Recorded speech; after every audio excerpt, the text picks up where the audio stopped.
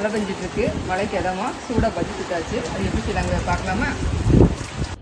ஒரு மிக்சிங் பவுல் வச்சுருக்கேன். அதில் கொஞ்சோண்டு தண்ணி ஊற்றிக்கிறேன்.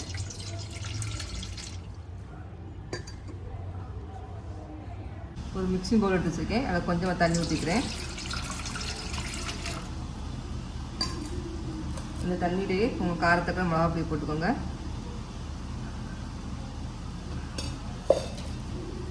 தேவையான அளவு உப்பு, பெருங்காயத்தூள் கொஞ்சம் போட்டுக்கலாம். வெள்ளைப்பூட வந்து அரைச்சி சாறு எடுத்து வச்சுருக்கேன். அதையும் ஊற்றிக்கிறேன். கொஞ்சமாக எண்ணெய்,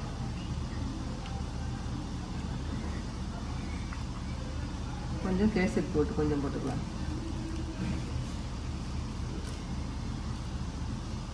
போட்டு எல்லாம் நல்லா மிக்ஸ் பண்ணி விட்டுட்டு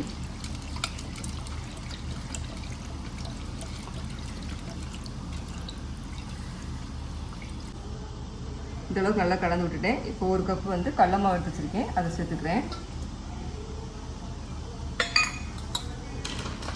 1/4 கப்பு அரிசி மாவு சேர்த்துக்கிறேன்.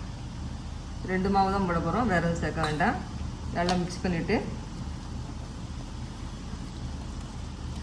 தேவையான தண்ணி ஊற்றிக்கோங்க.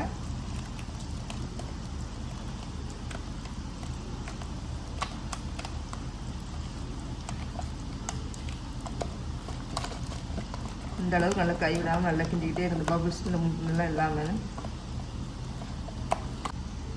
இந்த அளவுக்கு நல்லா கட்டியெல்லாம் இல்லாமல் நல்லா கலந்து விட்டுக்கோங்க.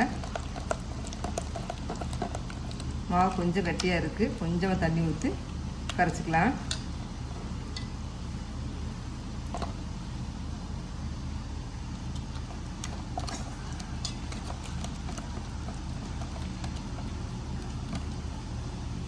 இது ஊற்றுனீங்கன்னா இந்த பதத்துக்கு இருக்கணும். இப்போ கரெக்டாக இருக்குது.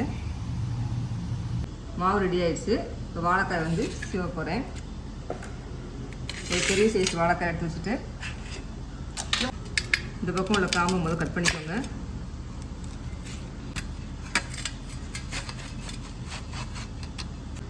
இந்த அளவுக்கு நல்லா தின்னமாக சீவி எடுத்துக்கோங்க. இப்போ எண்ணெயை காய வச்சு போட்டுக்கலாம். எண்ணெய் நல்லா சூடாகிடுச்சு. இப்போ வாழைக்காயை மிக்ஸ் பண்ணி நல்லா சேர்த்துக்கலாம்.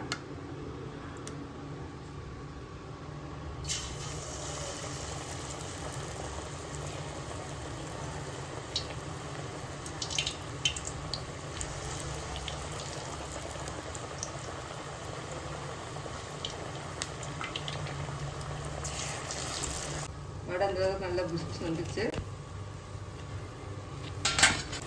நான் சோடாப்பு எதுவுமே போடலை. வடை நல்லா புஷ் தான் வந்திருக்கு. உங்களுக்கு வேணால் கொஞ்சோண்டு போட்டுக்கோங்க. பஜ்ஜி தொட்டு சாப்பிட்றதுக்கு தேங்காய் சட்னி அரைக்க போகிறேன். தேங்காய் 2 பச்சை மிளகா போட்டிருக்கேன். கொஞ்சோண்டு பொரியலை போட்டுக்கலாம். கொஞ்சம் உப்பு, ஒரு வெள்ளைப்பூடு போட்டுக்கலாம். இந்த அளவுக்கு நல்லா கட்டி அரைச்சாச்சு. இதை வச்சு அப்படியே சர்வ் பண்ணுங்கள். நல்லாயிருக்கும். டீ கடை ஸ்டைலில் சூப்பராக பஜ்ஜி ரெடி ஆகிடுச்சு.